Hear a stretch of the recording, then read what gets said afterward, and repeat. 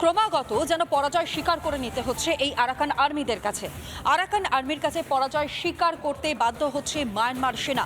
একাধিক সেনা ঘাঁটি ইতিমধ্যেই এই আরাকান আর্মিরা তারা দখলে নিয়েছে বলে অন্যতম বড় ব্রেকিং এই মুহূর্তে রিপাবলিক বাংলা আপনাদের সামনে তুলে ধরছে।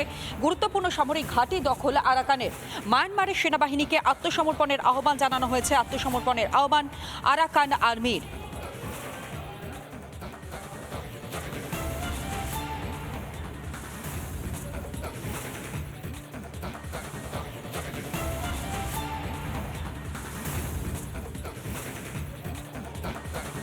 আর এই মুহূর্তে সিনিয়র এডিটর অনির্বাণ সিনহা তিনি আমাদের সঙ্গে টেলিফোন লাইনে রয়েছেন।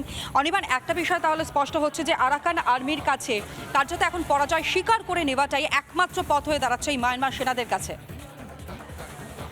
দেখো, সব থেকে যেটা গুরুত্বপূর্ণ এই জায়গাটাতে সেটা হলো কায়াকপু।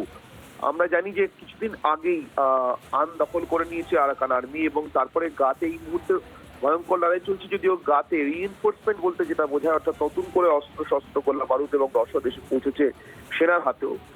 গায়ের যুদ্ধ কিন্তু 2 সপ্তাহ হয়ে গেল চলছে এবং যে কোনো দিনের ফয়সলা হওয়ার মতো পরিস্থিতি রয়েছে যে কোনো পক্ষেই। অর্থাৎ গায়ে একটা মরণপণ লড়াই চলছে জুনটার সঙ্গে আরাকান আর্মি। কিন্তু এটা বাদ দিলে গা একেবারে পূর্বতম প্রান্তে আরাকান এবং ইরাবতী অঞ্চলের রাখাইন প্রদেশ এবং ইরাবতী অঞ্চলের প্রায় বর্ডার বা সীমান্ত এরিয়াতে বলা যেতে পারে, সীমান্ত এলাকাতে সংযোগস্থলে। কিন্তু এর বাইরে পুরো রাখাইন প্রদেশটা আরাকান আর্মির দখলে। এবং আমরা বলেছিলাম এর আগে যে কায়াকপু এবং মানাউং এই 3টে জায়গা এখনো পর্যন্ত বাকি রয়েছে। 17টির মধ্যে 14টি দখল হয়ে গিয়েছিল আন দখল হওয়ার পর। এই 17র মধ্যে যে 14টি দখল হয়ে যাওয়ার পরেও গাতে লড়াই চলছে, অর্থাৎ 15 নম্বর মাফ করবে, গাতে লড়াই চলছে একেবারে সীমান্ত অঞ্চলে। 15 নম্বর মানাউং, 16 নম্বর কায়াকপু এবং 17 নম্বর সিটওয়ে। এই 3টের ভাগ্য কোন দিকে যায় সেটার জন্য সকলেরই আগ্রহ ছিল, মানে কৌতূহল ছিল। সেই জায়গা থেকে কায়াকপু কিন্তু দখল হয়ে গেছে, এটা আমরা শেষ খবর পাচ্ছি। এবং কায়াকপু দখল হয়ে যাওয়ার মানে শুধুমাত্র চিন্তা সরকারের উপর নয়, শুধুমাত্র বাংলাদেশের উপর নয়, অর্থাৎ ইউনুসের উপর নয়। তার কারণ সমুদ্র উপকূলে আরো প্রভাব বাড়লো। একদম সরাসরি বন্দর দখল করে নেওয়া কায়াকপু দখল করা মানে কিন্তু এই কায়াকপু বন্দরটা পর্যন্তই কিন্তু চীনের পাইপলাইনটা, গ্যাস পাইপলাইনটা, যেটা একেবারে চীনের কুনমিং থেকে আসছে ইউনান প্রদেশের রাজধানী থেকে এবং কাচিন হয়ে। অর্থাৎ এই কয়েকদিন আগে যে গ্যাস পাইপলাইন প্রজেক্টের পরিবেশগত রিপোর্ট বার করলো চীন, যার কাজ শুরু করবার জন্য চীন মরিয়া এবং যে কোনো উপায়ে জুনটা এবং এই আরাকান সেনা এবং জুনটার সঙ্গে সমস্ত বিদ্রোহী সেনাদের তারা কোনো রকম একটা সন্ধি চাইছে যে কোনো মূল্যে। এবং মায়ানমারে ভারতকে সঙ্গে নিয়ে তারা যে কোনো ভাবে হোক মায়ানমারে একটা স্থায়ী সমাধান চাইছে এই যুদ্ধের। সেই চীনের জন্য কিন্তু রক্তচাপ আরো বেড়ে গেল, কারণ এই কায়াকপু বন্দরটা পুরোপুরি চীনের নিবেশে তৈরি হয়েছিল, চীনের টাকা বিনিয়োগ করে তৈরি হয়েছিল। তার কারণ একটাই ছিল যে চীন এখানে পাইপলাইনটা নিয়ে আসবে একেবারে কুনমিং থেকে, অর্থাৎ ইউনান প্রদেশের রাজধানী থেকে কাচিন হয়ে মাঝের অঞ্চলগুলো দিয়ে সোজা চীন প্রদেশ হয়ে একবারে সরাসরি এই পর্যন্ত পাইপলাইনটা রাখাইন হয়ে সরাসরি কায়াকপু পর্যন্ত নিয়ে আসবে। পাশে সিটওয়ে, মানে কিছুটা দূরে সিটওয়ে আরেকটি যে শহর, সেখানেও কিন্তু অত্যন্ত গুরুত্বপূর্ণ বন্দর রয়েছে। এখানে বিনিয়োগ রয়েছে ভারতের। এটা ভারতের যে কালাদান প্রজেক্টে ভারত যেভাবে বিনিয়োগ করেছে তার অংশ। কিন্তু সিটওয়ে এখনো পর্যন্ত দখল করবার জন্য জুনটার সঙ্গে কোনো যুদ্ধই শুরু করেনি আরাকান আর্মি। অর্থাৎ তাদের সিটওয়ে দখলের ক্ষেত্রে তেমন কোনো আগ্রহ আছে বলে এখনো পর্যন্ত বিশেষজ্ঞদের মনে হয়নি। কিন্তু কায়াকপুর আশেপাশের অঞ্চলে তারা যুদ্ধ করছিল। যে চীন বারবার সন্ধি প্রস্তাব দিচ্ছে, এমনকি কুনমিং এর মাটিতে ডেকে পাঠাচ্ছে ইউনানের দিকে বা দেশের যে কোনো প্রান্তে তাদেরকে ডেকে পাঠাচ্ছে আলোচনার জন্য তাদের সুবিধা অনুযায়ী, এই বিদ্রোহী আর্মিগুলোকে, বিশেষ করে আরাকান আর্মি যারা একবারও চীনের সঙ্গে এখন আলোচনায় বসেনি বা বসতে রাজি হয়নি, তারা উল্টে চীনের সেই আহ্বানে সাড়া তো দিচ্ছেই না, বরং এবারে সরাসরি যেখানে চীনের হাজার হাজার কোটি ডলারের বিনিয়োগ রয়েছে সেই কায়াকপুটা তারা দখল করে নিল। এবং এরপরে কায়াকপু বন্দরে তারা অন্য কোনো বাধা তৈরি করে কিনা চীনের জন্য, যে বন্দরটা কার্যত চীন একটি বাণিজ্য বন্দর হলেও নিজের সামরিক ঘাঁটিও বা নৌ ঘাঁটিও তৈরি করতে চেয়েছিল আড়ালে বলে আমরা জানতে পারছি। বিশেষ করে সেন্ট মার্টিনস নিয়ে আমেরিকা সক্রিয় হওয়ার পর এবং মোহাম্মদ ইউনূসকে তাদের পোষা পুতুলকে নিয়ে এসে বসানোর পর বাংলাদেশ দখলের জন্য এবং বাংলাদেশে সেন্ট মার্টিনস দ্বীপে তাদের নৌঘাঁটি তৈরি করবার জন্য চীনের আগ্রহ বা চীনের প্রয়োজন এখানে আরো অনেক বেশি বেড়েছে। কিন্তু তার মধ্যেই কায়াকপু দখল জুনটা সেনার হাত থেকে ছিনিয়ে নেওয়া আরাকান আর্মি। এবং সর্বশেষ তুমি যেটা দর্শকদের জানাচ্ছিলে, আরাকান আর্মি তো বটেই, আরাকান আর্মির হাতে ধরা পড়া এই যে জেনারেলরা, তারা পর্যন্ত আহ্বান জানাচ্ছে আরাকান আর্মির হাতে আত্মসমর্পণের জন্য জুনটা সেনাকে, অর্থাৎ জুনটারই যে সেনাপতিরা ধরা পড়ছে, জেনারেলরা ধরা পড়ছে, তারা বলছে যে আরাকান আর্মির সঙ্গে লড়াই চালিয়ে লাভ নেই। তারা আরাকান আর্মির হাতে বন্দি অবস্থাতে ভিডিও বার্তা দিচ্ছে।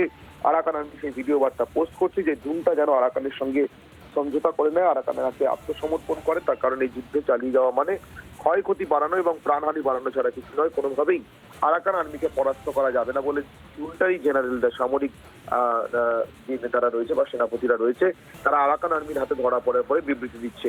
অর্থাৎ এই মুহূর্তে জুনটার যে কার্যত কোনো নিয়ন্ত্রণই আর মায়ানমারের নেই এবং এই অঞ্চলটা তো নেই, সেটা একেবারে স্পষ্ট তনয়া। এবং তার ফলেই যে চীনের মাথা ব্যথা কায়াকপু দখলের পরে সেটা কিন্তু বহু গুণ বেড়ে যাবে। একদমই তাই। সিনিয়র এডিটর অনির্বাণ সিন আমাদের সঙ্গে এতক্ষণ টেলিফোন লাইনে ছিলেন, ধন্যবাদ জানাই আপাতত।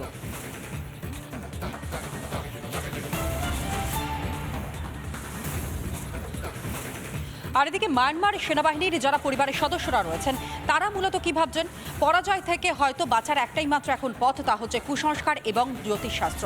জ্যোতিষশাস্ত্রের উপরই তারা ভরসা রাখছেন, তারা জ্যোতিষীর কাছে যাচ্ছেন এবং কোথাও গিয়ে তারা আশা করছেন যে হয়তো এই কুসংস্কার এবং জ্যোতিষীর কাছে গেলে বা জ্যোতিষশাস্ত্রের উপর ভরসা করলে পরাজয় থেকে হয়তো মুক্তি পেতে পারেন মুক্তিযোদ্ধার পরিবার। তারা অন্ততপক্ষে এমনটাই মনে করছেন। আরও একবার এই মুহূর্তের ব্রেকিং আপনাদের সামনে আমরা তুলে ধরছি, যেখানে আরাকান আর্মির শক্তি বাড়ায় কার্যত পরিস্থিতি এই মুহূর্তে আরাকান আর্মির কাছে কার্যত পরাজয় এবং পরাস্ত হওয়ার ভয়, এবং সেই ভয় থেকেই কোথাও না কোথাও গিয়ে জ্যোতিষীদের দ্বারস্থ হতে হচ্ছে এই মায়ানমার সেনা এবং মায়ানমার সেনাবাহিনীর পরিবারের সদস্যদের। অন্যদিকে চাপ পাচ্ছে ইউনুসের। সিরিয়া সংক্রান্তি অবস্থা মোহাম্মদ ইউনুসের যুদ্ধের বদলে জ্যোতিষশাস্ত্রই খুঁজছে সমাধান। অস্ত্রের ওপর এখন আর ভরসা নেই, শুধুমাত্র এখন মগজাস্ত্রকে হাতে নিয়ে জ্যোতিষশাস্ত্রের ওপরই ভরসা করছে এই মায়ানমার সেনা এবং সেনার পরিবারের সদস্যরা।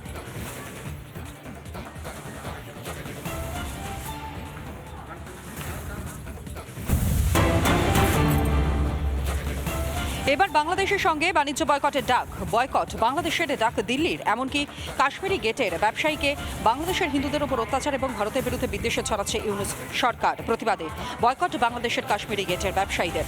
সিদ্ধান্ত নিয়েছে প্রায় 20,000 ব্যবসায়ী। আরও একবার জানাই, এবার বাংলাদেশের সঙ্গে বাণিজ্য বয়কটের ডাক, বয়কট বাংলাদেশের ডাক দিল্লির। কাশ্মীরি গেটের ব্যবসায়ীদের, বাংলাদেশের হিন্দুর উপর অত্যাচার, ভারতের বিরুদ্ধে বিদ্বেষ ছড়াচ্ছে ইউনুস সরকার। প্রতিবাদে বয়কট বাংলাদেশে কাশ্মীরি গেটের ব্যবসায়ীরা। সিদ্ধান্ত নিয়েছে প্রায় 20,000 ব্যবসায়ীর যৌথভাবে এই সিদ্ধান্ত।